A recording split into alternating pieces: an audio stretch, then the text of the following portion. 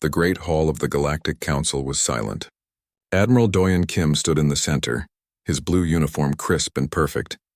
Around him, representatives from 47 different alien species sat in their elevated seats. Some had scales, some had fur, and some were made of pure light. But they all looked at him with the same expression: judgment. Speaker Zelmoth raised one of his forearms.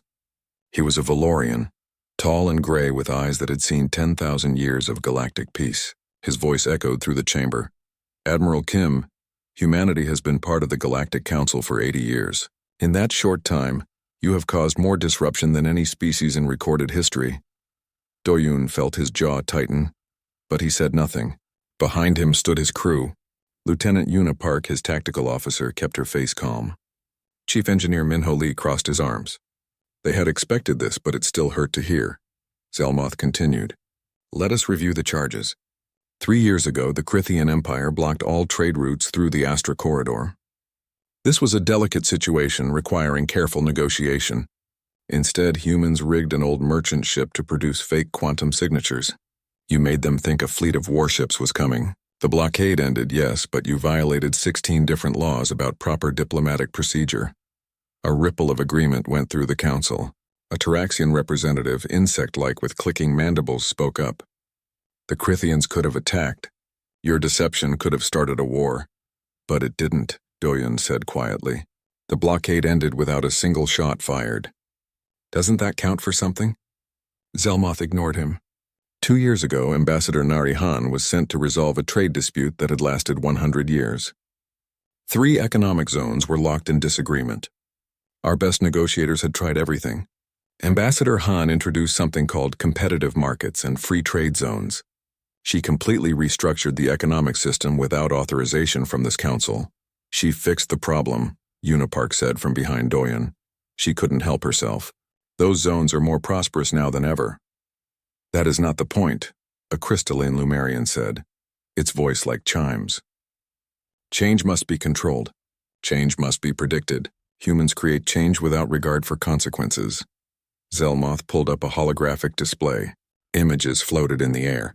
Last year, the Valerian plague threatened to wipe out an entire species. Our medical teams were working on a cure using proper research protocols. It would have taken 15 years, but it would have been safe. Instead, Dr. Hanasong created a treatment using experimental methods. She injected herself with the cure before testing it properly. It was reckless. It was dangerous. It worked, Doyen said. Millions of Valerians are alive because of her. By pure luck. Zelmoth's voice rose. What if it had failed? What if the plague had mutated? What if Dr. Song had died? But she didn't, Doyen said. And millions of people are alive. Isn't that what matters? The council erupted in voices. Some agreed with Doyun. Most did not. Zelmoth struck his staff on the floor 3 times and silence returned. This is precisely the problem, the speaker said. Humans do not think before they act. You see a problem and you jump to fix it, without considering the proper channels. You break rules. You take risks. You create chaos. An old Valorian counselor named Ithrek spoke from his seat. Speaker, perhaps we should consider the results. In every case you mentioned, the outcome was positive. Perhaps humans simply solve problems differently than we do. Zelmoth turned to him. Counselor Ithrek, different is not always better. For 10,000 years we have maintained peace through order, through procedure, through careful planning. Humans have been here for 80 years and have challenged every system we have built. They are too unpredictable, too creative, too dangerous. The vote was called. One by one, each species cast their decision. The Valorians voted to exile humanity. The Taraxians agreed. The Lumerians, who decided everything through pure logic, voted yes as well. A few species voted no. The Andorians remembered when humans had helped them. The Caesari had human friends they did not want to lose. But in the end, the count was clear. 43 species voted yes. Only 4 voted no. Zelmoth stood. The decision is made. Humanity is hereby expelled from the Galactic Council. All humans must return to Earth within 1 standard year. The Sol system will be placed under quarantine. A barrier will be established. No human ship may leave. No other ship may enter. This is for the safety and stability of the galaxy. Ambassador Narration stepped forward. She was older than Doyen, with gray hair and tired eyes. She had given 20 years of her life to building bridges between Earth and the galaxy. Now those bridges were burning. "You are making a mistake," she said. Her voice was soft, but it carried through the chamber. "You think you are choosing peace. You are choosing stagnation. You think you are choosing safety. You are choosing weakness. The galaxy needs change. It needs new ideas. It needs humanity. The galaxy needs order," Zelmoth replied. "We will manage without you." The council session ended. Doyen and his crew walked out of the chamber. Behind them, aliens they had worked with for years looked away. Some looked sad. Some looked relieved. 6 months later, Captain Junho Bay led the last human fleet toward Earth. Hundreds of ships, carrying millions of people who had made lives on alien worlds. Scientists who had worked at the Great Research Station, merchants who had traded across a dozen systems, children who had been born under alien stars. Doyen stood on the bridge of Junho's flagship, watching through the view screen. Earth appeared in the distance, blue and white and green. Home, a place many of the younger humans had never seen. "They'll regret this," Junho said quietly. "One day they'll realize they need us." "Maybe," Doyen replied, "but by then it might be too late." The barrier activated as the last ship crossed into the Sol system. It was a wall of shimmering energy, invisible but absolute. Doyen watched as the stars beyond it seemed to fade and disappear. The galaxy was still out there, but humanity could not reach it anymore. On Earth, President Taiyang Cho gave a speech to billions of people watching on screens around the world. He stood in front of the global assembly, his face grave. "Today we have been cast out from the galactic community," he said. "The council has decided we are too dangerous, too unpredictable, too human. They have locked us away and thrown away the key." He paused, looking into the cameras. "But we are still here. We are still human. They can lock us in, but they cannot change who we are. We will continue to grow. We will continue to learn. We will continue to be creative and bold and, yes, sometimes reckless, because that is what makes us human." The president's voice grew stronger. "And one day when that barrier comes down, the galaxy will see that casting us out was their loss, not ours. Until that day comes, we build. We grow, we prepare. Earth is not our prison. It is our foundation." The crowd cheered, but it was a sad sound. They were trying to be brave. They were trying to be hopeful. But they had just lost the stars. Doyen watched the speech from his quarters. Through his window, he could see the barrier shimmering at the edge of the solar system. Beyond it, 300 billion stars that humanity could no longer reach. He thought about Zelmoth's words. Too dangerous, too unpredictable, too human. Maybe the council was right to fear them. Maybe humans were dangerous. Maybe they did break too many rules. But Doyen also remembered the Valerian children who were alive because Dr. Song had taken a risk. He remembered the merchant ships flowing freely through the Astra corridor because of a clever trick. He remembered the prosperous economic zones that Ambassador Han had created. The galaxy wanted order and safety. But sometimes progress required a little chaos. The council would learn that lesson eventually. Doyen just hoped it wouldn't be too late when they did. 50 years passed like a slow breath. The Galactic Council met every year to celebrate what they called the Great Stabilization. Speaker Zelmoth, now even older and grayer, stood before the assembly and presented charts and numbers. Conflicts were down 73%. Unauthorized innovations had dropped 91%. Unpredictable events were at an all-time low. The galaxy, it seemed, had found peace. But young Counselor Ithrek sat in his seat and wondered if peace was the right word. He had spent the last 50 years studying the human era for his research. He had read every report, watched every recording, analyzed every incident that led to humanity's exile.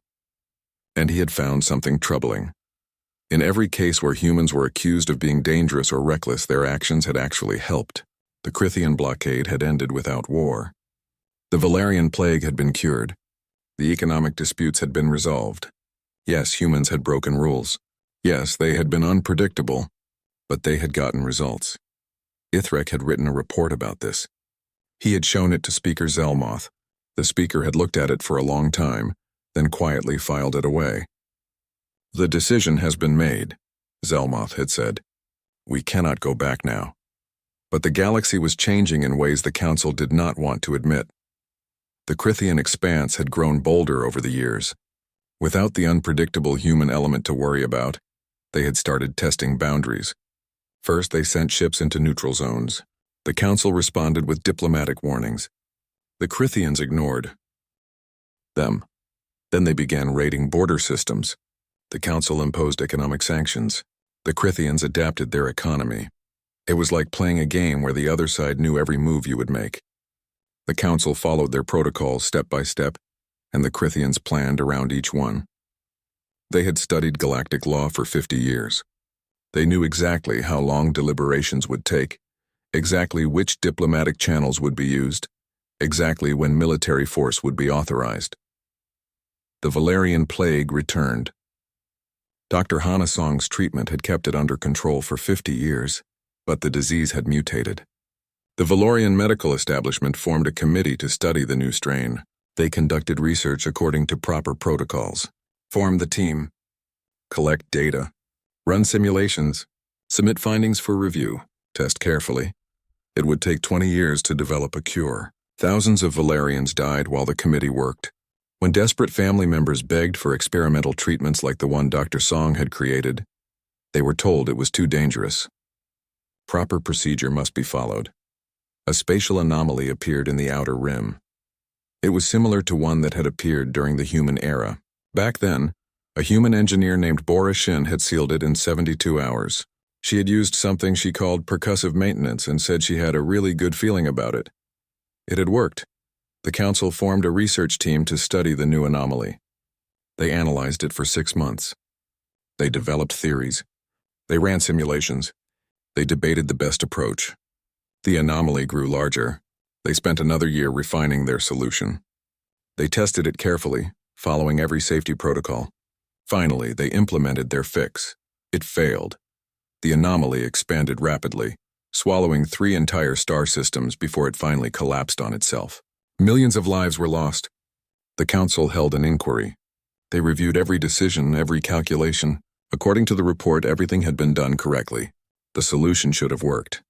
Sometimes the universe was just unpredictable, but Ithrek read the report and thought about Bora Shin. She would not have spent a year planning. She would have looked at the problem, had an idea, and tried it. Maybe it would have worked. Maybe it would not have, but she would have tried it in hours, not years. Trade across the galaxy had become slow and difficult. During the human era, a negotiator named Jisoo Choi had introduced competitive markets. She had created systems where companies could bid for contracts, where innovation was rewarded, where new ideas could flourish. It had been chaotic at first, but it had worked. The economy had grown. After the humans left, the old cartels had slowly reasserted control. They lobbied the Council to return to stable trade practices. Competition was reduced. Innovation became risky. New companies found it almost impossible to enter established markets. The economy stopped growing. It did not shrink, but it did not expand either. It just existed. Ithrek attended a council session where a young Andorian merchant presented a proposal for a new shipping route. It would cut travel time by 30% and reduce costs significantly. But it required changing established protocols and trying new navigation techniques. The proposal was denied. Too risky, the council said. Stick to approved routes. The Andorian merchant left looking defeated. Ithrek caught up with him in the hallway. I am sorry, Ithrek said. Your proposal was good. The merchant looked at him with tired eyes. My grandmother used to tell me stories about the human era. She said back then, if you had a good idea, you could try it. Maybe it would work, maybe it would not, but you could try. Now, he shook his head. Now we just follow the rules and hope that is enough. Ithrek went back to his office and pulled up his old report. He read through it again, all the evidence he had collected. Then he did something he knew was dangerous. He started sharing it with other young counselors. Quietly, carefully, he passed copies to those he thought might listen. The report spread. Not officially, but through whispers and private messages. More and more people started asking questions. Had the council made a mistake? Had removing humanity made the galaxy safer or just more stagnant? Speaker Zelmoth heard about the circulating report. He called Ithrek to his private chambers. The old Valorian stood by a window overlooking Viridian Prime. His hands clasped behind his back. You are causing trouble, Zelmoth said without turning around. I am sharing research. Ithrek replied. You are questioning a decision that was made 50 years ago by wiser beings than you. Were they wiser? Ithrek asked. Or were they just scared? Zelmoth finally turned. His ancient eyes were sad. You think I do not know? You think I have not seen what has happened? I see it, Counselor. I see the stagnation. I see the problems we cannot solve. I see young people with good ideas being told no because we are afraid of change. Then why not admit we were wrong? Ithrek asked. Why not contact Earth? Why not ask the humans to return? Pride, Zelmoth said simply. The Council expelled humanity with a vote of 43-4. To reverse that decision would be to admit that 43 species were wrong. It would undermine the authority of the Council. It would suggest that our 10,000 years of carefully maintained order was flawed. Our order is flawed, Ithrek said. It cannot adapt. It cannot change. It can only follow the same patterns over and over. Zelmoth walked to his desk and sat down heavily. He suddenly looked very old and very tired. I know, he said quietly, but pride is a powerful thing. And the Council's pride has trapped us. We cannot admit we need humanity. Not unless something forces us to. Ithrek left the speaker's chambers feeling frustrated and helpless. The galaxy was declining, but no one with power would admit it. They would rather maintain the appearance of order than face the chaos of change. In the outer rim, the Crithian expanse continued to grow stronger. Their raids became more frequent, more bold. The Council kept following the same diplomatic procedures, and the Crithians kept ignoring them. The Valerian plague continued to spread while committees debated proper research protocols. Trade remained stagnant. Innovation died before it could begin. Young people with new ideas learned to keep quiet. The galaxy had wanted peace and order. It had removed the chaotic, unpredictable, creative humans who disrupted everything. And now, 50 years later, it was slowly dying. Not with a bang, but with a whimper. Not with war and violence, but with stagnation and decay. Ithrek stood in the council chambers late one night looking at the empty seats. He thought about the humans locked away in their solar system. Did they know what was happening out here? Did they care? After 50 years, did they even remember the galaxy that had cast them out? He thought about something his research had uncovered. A quote from Ambassador Narration, spoken on the day of exile. You think you are choosing peace. You are choosing stagnation. You think you are choosing safety. You are choosing weakness. She had been right. The council had chosen safety and gotten stagnation. They had chosen order and gotten weakness. And now Ithrek feared it was too late to fix it. The humans were gone. The galaxy was slowly fading, and pride would not let the council admit its mistake unless something terrible happened. Something so bad that even pride could not ignore it. Ithrek did not know that something terrible was already on its way. The Crithian expanse launched their invasion on a Tuesday. They had spent 50 years studying the Galactic Council's response patterns. They knew exactly what would happen. The Council would call an emergency session. They would assess the threat level. They would consult military advisors. They would debate the appropriate response. It would take 3 weeks. In 3 weeks, the Crithians planned to conquer 15 systems. The Council convened immediately. Speaker Zelmoth stood before the assembly, his voice grave. The Crithian expanse has attacked the Helios sector with overwhelming force. They have declared war on the Galactic Council. Admiral Vortath of the Taraxian fleet was called to testify. He stood at attention, his insectoid body rigid. The Crithian fleet is massive. They have 300 warships, all modern designs.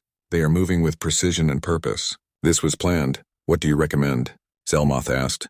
Immediate military response, Vortath said. We must engage them now before they establish positions in the conquered systems. The council debated. Should they respond with force? Should they try diplomacy first? What message would military action send? The Lumarian representative argued for careful consideration. The Valorian Military Council urged swift action. The arguments went back and forth. 3 days later, the council authorized a military response. Admiral Vortath was given command of the defensive fleet. He was ordered to use appropriate force and follow established military protocols. Vortath did exactly that. He arranged his fleet in optimal formations, drawn from 10,000 years of military doctrine. He engaged the Crithians in the Helios sector according to tactical manuals written by the greatest military minds in galactic history. The Crithians had read those same manuals. They knew every formation, every standard tactic, every by-the-book response. They countered each move perfectly. For every action Vortath took, they had a prepared reaction. The battle was a stalemate at first. Then slowly it became a defeat. The Crythian ships used unexpected maneuvers, tactics that did not appear in any manual. Vortath tried to adapt, but adaptation required deviation from protocol. He requested permission to use alternative tactics. The Council took 4 days to debate this request. Alternative tactics meant unpredictable actions. What if they made things worse? What if they violated laws of war? What if they set a dangerous precedent? Permission was denied. Stick to established protocols, the Council ordered. Admiral Vortath followed his orders. The Crythians kept winning. System after system fell. Refugees flooded core worlds, bringing stories of death and destruction. The Council held daily sessions, each one following proper procedure, each one achieving nothing. By the end of the first month, 12 systems had fallen. The Crythian advance showed no signs of stopping. Counselor Ithrek stood in the chambers and watched the tactical display showing the spreading red of Crythian territory. They were losing, and everyone knew it. But no one knew how to stop it. Then the second catastrophe hit. The spatial anomaly in the outer rim, the one that had collapsed after swallowing 3 systems, suddenly reopened. But this time, something came through it. Ships. Huge organic-looking vessels that seemed to be grown rather than built. They immediately attacked the nearest inhabited system. The Council received reports from the outer rim. An entire colony had gone silent.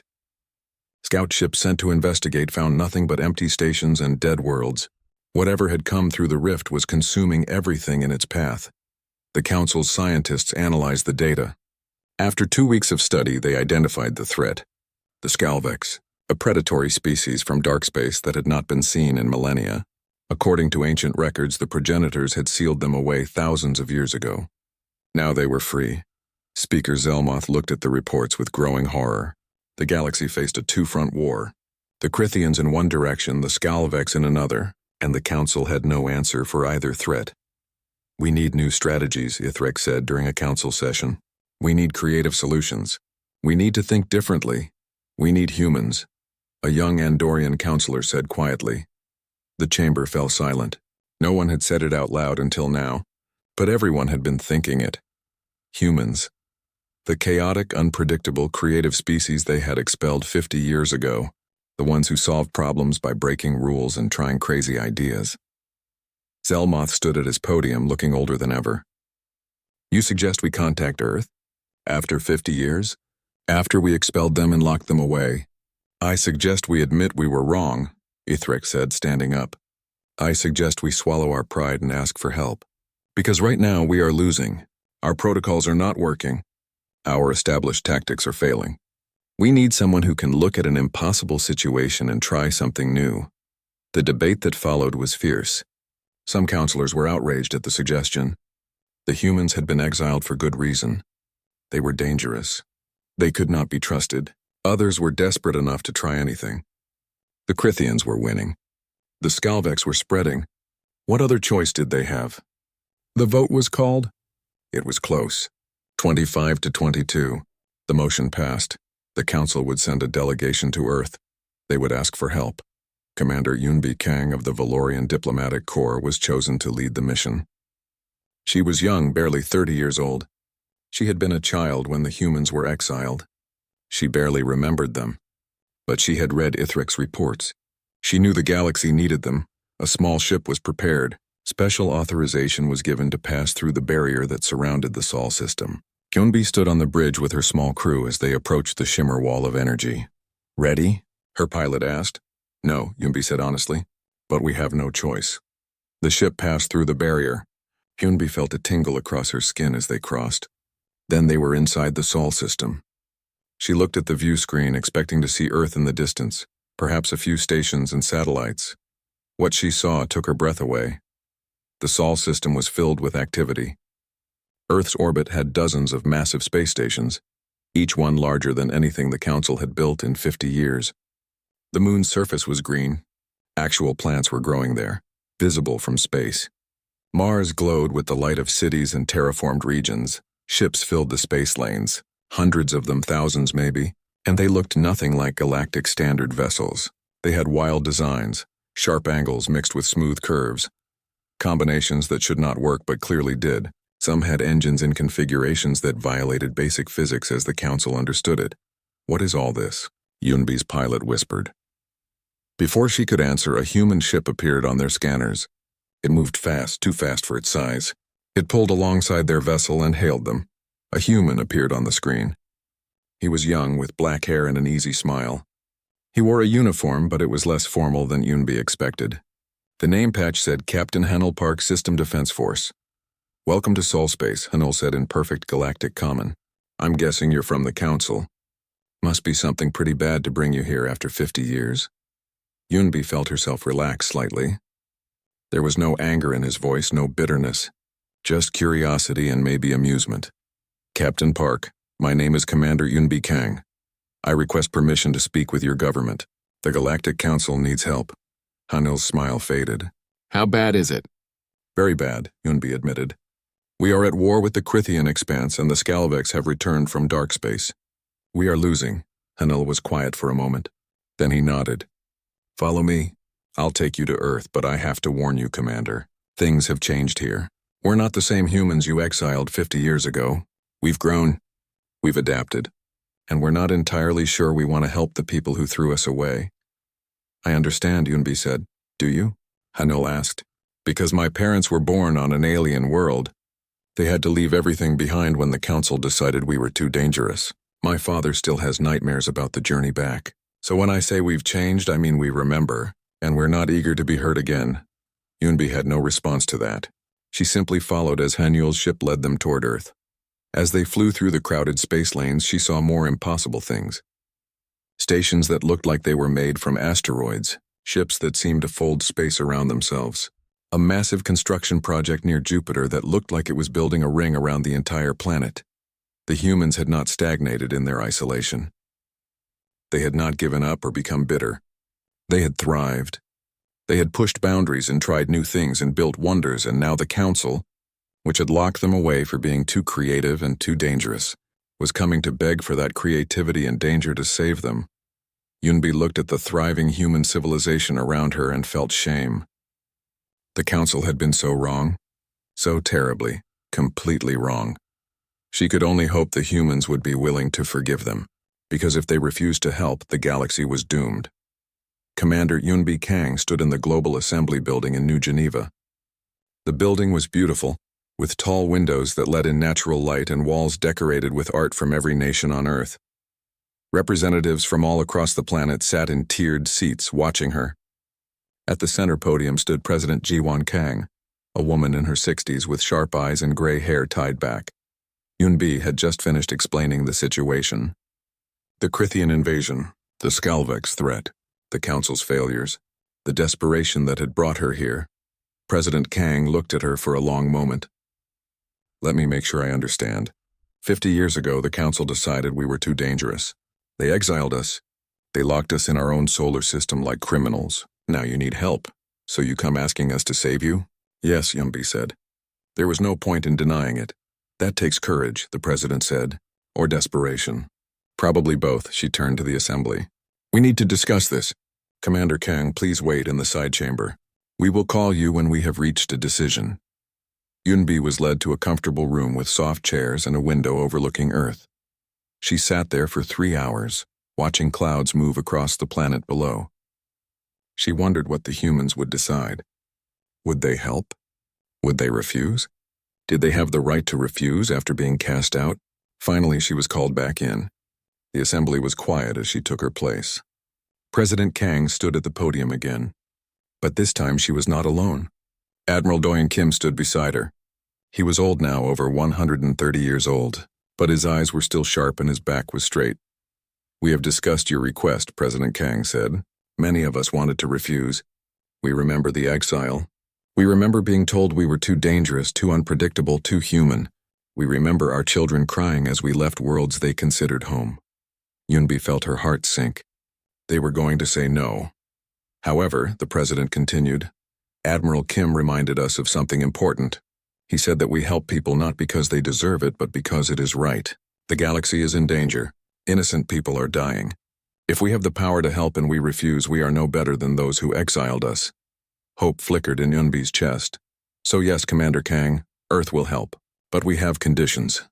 President Kang gestured and a holographic document appeared in the air. First, the barrier comes down permanently. No negotiations, no compromises. Humanity will never be imprisoned again. Yunbi nodded. Agreed. Second, humans receive full council representation. Not probationary membership, not observer status. Full voting rights. And we have veto power on any future exile decisions. No species will ever be cast out the way we were. I will need to bring that to the council, Yunbi said carefully. Then bring it, the president said. Those are our terms. Third, Admiral Doyen Kim spoke now, his old voice still strong. No restrictions on human innovation or methods. The council exiled us because we broke rules and tried new things. If we are coming back, we come back as ourselves. You do not get to keep the benefits of human creativity while suppressing how we think. Yunbi understood what he meant. The council wanted humans to solve their problems, but they also wanted humans to follow their rules. They could not have both. Understood, she said.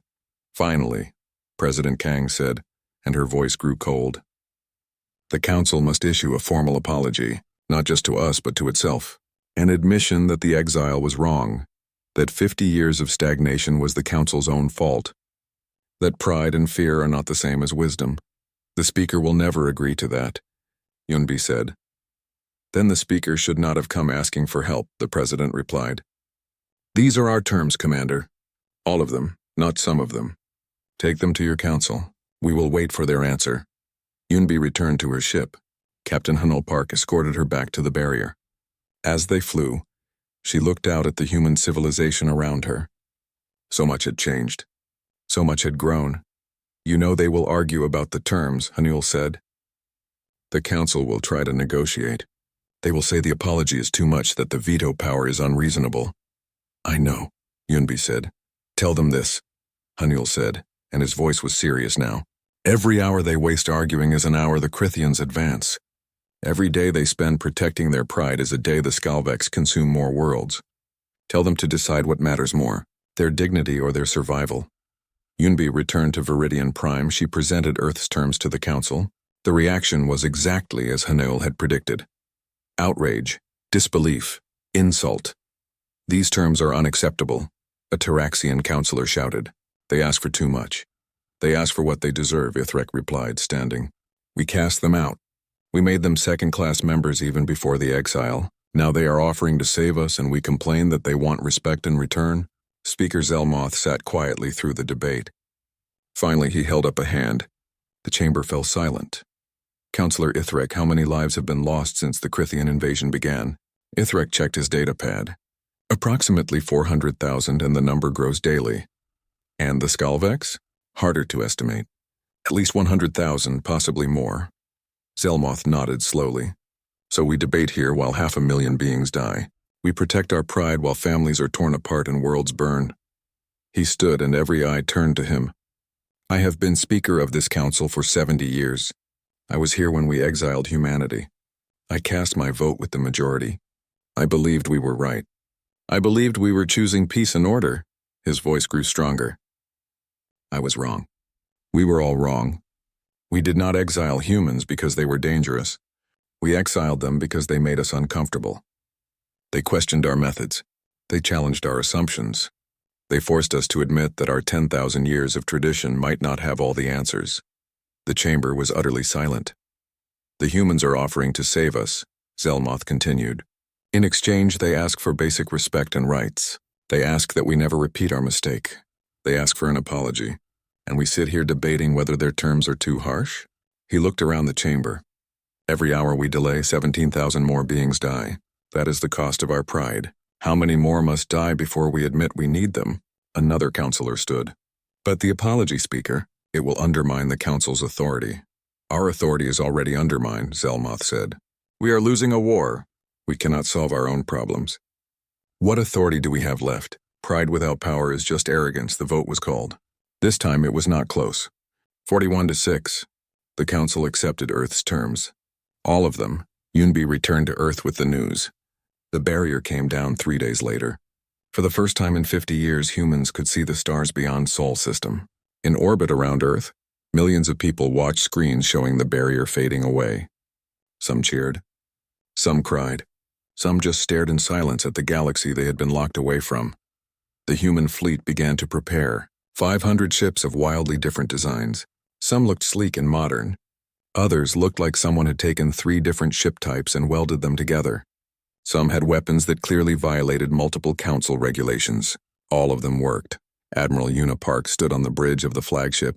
She was the daughter of Lieutenant Una Park, who had stood behind Admiral Doyen Kim 50 years ago during the exile trial. She had never seen the galaxy beyond Sol. She had trained her entire life for stars she could only read about. Now, finally, she was going out there. Her crew was young, eager, ready. They had heard stories from their parents and grandparents about the galaxy, about alien friends in distant worlds, about being cast out and locked away. They were excited, but they were also angry. The galaxy had thrown away their parents. Now it wanted them back. President Kang's face appeared on the screen. "Admiral Park, the fleet is ready?" "Yes, ma'am," Una replied. "Then go save them. Not because they deserve it, but because it is right." "Understood, ma'am. One more thing." "Yes, Admiral? We have a tradition. When humans go into battle, we play music. It helps us remember what we are fighting for." "Permission to broadcast on all frequencies as we launch?" The president smiled. "Permission granted. Let the galaxy remember what humanity sounds like." The human fleet launched. As they crossed out of Sol space for the first time in 50 years, they broadcast a transmission on every channel. Music filled the void, drums and guitars and voices singing in a dozen different languages. It was loud and chaotic and utterly human. Commander Yunbi, watching from a Valorian escort ship, did not understand the music. But she felt it. The energy, the passion, the sheer joy of finally being free. This is what humanity brings, she thought. Not just innovation and creativity, but heart. The willingness to fight not because protocol demands it, but because it is right. The galaxy was about to remember why they had feared humans, and why they had needed them all along. The human fleet arrived at the Helios sector where Admiral Vortath had been fighting a losing battle for months. The Taraxian admiral watched his sensors with confusion as 500 human ships dropped out of faster-than-light travel. They did not arrange themselves in any formation he recognized. They scattered across space in what looked like complete disorder. "What are they doing?" his tactical officer asked. "I have no idea," Vortath admitted. Then the humans attacked. And Vortath understood nothing at all.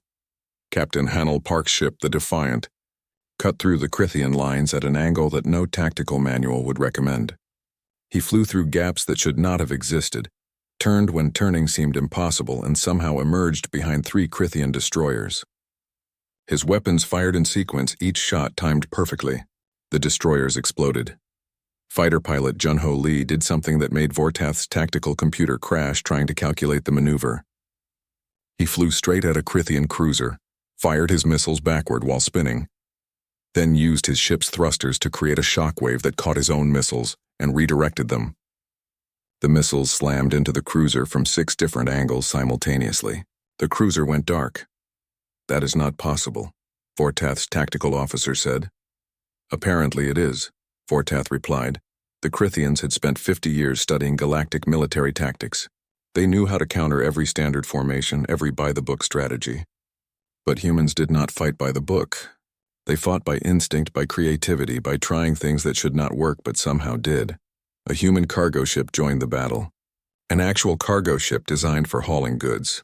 Engineer Bora Chen had attached a mining laser to its hull, using what appeared to be industrial tape and prayer. She flew it straight into a Crithian dreadnought's path and fired. The improvised weapon cut through the dreadnought's armor like paper. "Did she just use tape to attach a laser?" Vortath asked. "It appears so, sir." "And it worked?" "Yes, sir." Within 3 days, the Crithian advance had stopped. The ships that had conquered 12 systems without serious resistance were now retreating in confusion. Every time they adapted to one human tactic, the humans tried something completely different. There was no pattern to predict, no algorithm to calculate. By the end of the week, the Crithians were in full retreat. They had planned for war against the Galactic Council. They had not planned for war against humanity. But the Skalvex were a different problem entirely. They were not tactical or strategic. They were primal, like a force of nature. They consumed everything in their path. The Council's conventional weapons barely slowed them down. Dr. Nari Song, granddaughter of the legendary Hana Song who had cured the Valerian plague, studied the Skalvex carefully. She analyzed their biology, their ships, their behavior. Then she made a discovery. They existed in the galaxy before, she told Admiral Unipark. Thousands of years ago, the progenitors sealed them away in dark space. We know this from historical records, but we never knew how the progenitors did it. Because the progenitor technology was lost, Una said. Maybe not lost, Nari replied. Just forgotten. She explained her theory. The humans had spent 50 years isolated in Sol system. With nothing else to explore, they had studied the progenitor ruins that existed there, ancient sites that the Council had dismissed as unimportant. The humans had learned things, discovered things the Council would have banned as too dangerous to research. You want to use progenitor technology? Una asked. I want to use it the way the progenitors did, Nari said. To seal the Skalvex away again, she assembled a team. They traveled to Viridian Prime, to the Council station itself. In the lower levels, in sections that had been sealed and forgotten for 10,000 years, they found it. A progenitor facility, and in that facility a weapon. It was not a gun or a bomb. It was something far more sophisticated, a device that could shift matter slightly out of phase with normal reality. Nari studied it for 3 days. She did not understand how it worked, not fully. The progenitor technology was far beyond current science, but she understood what it did. We can use this to push the Skalvex back into dark space, she said. Then seal the rift behind them. The Council was horrified when they heard the plan. Speaker Zelmoth listened to her explanation and shook his head. Dr. Song, we do not understand this technology. Proper testing would take years. We would need to run simulations, conduct experiments, peer review the findings. We do not have years, Nari said flatly. Every day the Skalvex consume more worlds. This device can stop them. I am sure of it. You are sure? A Lumerian counselor asked. Based on what? Intuition? A guess? Based on logic, analysis, and yes, a little bit of intuition, Nari said. That is how humans work. We study what we can, we make educated guesses about what we cannot, and then we try it. And if you are wrong? The counselor pressed. What if activating that device destroys Viridian Prime? What if it makes the rift worse? Then we try something else, Nari said. But doing nothing guarantees failure. Trying something gives us a chance. Admiral Doyen Kim stepped forward. He was very old now. His hair completely white, his movements slow. But his voice was still strong. Counselor, you asked humanity to help. This is what our help looks like. We do not spend years planning. We do not wait for perfect understanding. We look at the problem. We find the best solution we can, and we try it. Trust us or step aside. The Council voted to allow it. The decision was not unanimous, but it passed. Nari and her team transported the progenitor device to the Skalvex rift. It took 2 days to position it correctly. The Skalvex ships attacked constantly, but human fighters held them off. Finally, everything was ready. This had better work, Una said from her ship. It will, Nari replied, though she was not as confident as she sounded. She activated the device. Reality shivered. Space itself seemed to ripple like water. The Skalvex fleet, which had been pushing forward, suddenly stopped. Their ships began to drift backward, pulled by a force that should not exist. They fought against it, but it was useless. One by one, they were pulled back through the rift into dark space. The rift began to close. Nari made adjustments, guided more by instinct than knowledge. She did not fully understand what she was doing, but she trusted her analysis and her educated guesses. The rift sealed with a sound like thunder. Then silence. It was over. The Skalvex were gone, pushed back into the darkness where they belonged. The rift was sealed. Did that just work? Someone asked over the comm. Yes, Nari said, surprised at her own success. Yes, it did. 3 months later, the Galactic Council held a ceremony. The Great Hall was packed. Representatives from all 47 species were present. So were hundreds of humans, many seeing the council chambers for the first time. Speaker Zelmoth stood at his podium. He looked older than ever, but also somehow lighter, as if a great weight had been lifted from his shoulders. 50 years ago, this council made a decision, he said. We exiled humanity from the galaxy. We told ourselves it was for the good of all. We told ourselves we were choosing peace and order. We were wrong. He paused, letting the words sink in. We were wrong because we confused comfort with wisdom. We removed humans not because they were dangerous, but because they made us uncomfortable. They questioned our traditions. They challenged our methods. They forced us to admit that perhaps we did not have all the answers. Zelmoth looked directly at the human delegation. What followed was 50 years of stagnation. We thought we had achieved peace. We had achieved only stillness. No growth, no innovation, no progress. When crisis came, we had no answers. Our protocols failed. Our traditions failed. We nearly lost everything. He took a breath. On behalf of the Galactic Council, I apologize to humanity. We were wrong to exile you. We were wrong to fear your creativity. We were wrong to value order over progress. You saved us not because you owed us anything, but because it was right. You showed us what we had lost when we cast you out. The hall was silent. Then slowly the alien counselors began to stand. One by one they rose to their feet. It was a gesture of respect, of acknowledgement. Of apology, President Jiwen Kang stood to respond. We accept your apology. Not because the past does not hurt, but because the future matters more. We are willing to work with the Council again. But we will not change who we are. Take us as we are, chaotic and creative and sometimes reckless, or do not take us at all. The Council voted to restore humanity's full membership. More than that, they created a new position called the Human Coordinator. The role was to propose unconventional solutions when conventional ones failed. To ask what if, when everyone else said that will not work. To bring the chaos that led to growth, Admiral Una Park took the position. Her first act was to establish an academy on Earth, where aliens could study alongside humans. Not just human tactics or technology, but human thinking. How to look at a problem from a different angle. How to trust intuition alongside analysis. How to try something new even when scared. Young Counselor Ithrek was one of the first alien students to enroll. He had spent 50 years studying humans from a distance. Now he wanted to learn from them directly. 1 year after the ceremony, a new ship prepared to launch from Earth. It was called the Explorer, and it had a mixed crew of humans and aliens. They were going beyond the outer rim, to places no one had mapped before. The pilot was Taeyang Kim, grandson of Admiral Doyoon Kim. He sat in the captain's chair with a mixed crew around him. His tactical officer was Valorian. His engineer was Taraxian. His doctor was Lumerian. And his co-pilot was human, a young woman named Hyejin Lee. As they prepared to launch, Hyejin asked, "Are you nervous? Going where no one has gone before?" Taeyang grinned, that distinctly human expression of excitement mixed with confidence. "Nervous? I cannot wait to see what we will figure out when we get there." The Explorer launched, heading toward unknown space. Behind them, the galaxy watched. A galaxy that had learned a hard lesson. Stability without growth was just slow death. Safety without risk was stagnation. Order without chaos could not adapt. The galaxy had wanted peace without humans. Now they understood that humans were not the enemy of peace. They were the engine of progress. They brought chaos, yes, but it was creative chaos. The kind that led to cures and innovations and solutions no one else could see. 50 years ago, the Council had feared what humanity might do. Now they feared what the galaxy would become without them. The exile had been a mistake, but it had taught them something valuable. Sometimes the best answer is the one you did not expect. Sometimes the solution is to try something crazy. Sometimes what you need most is someone brave enough to say what if, and bold enough to find out.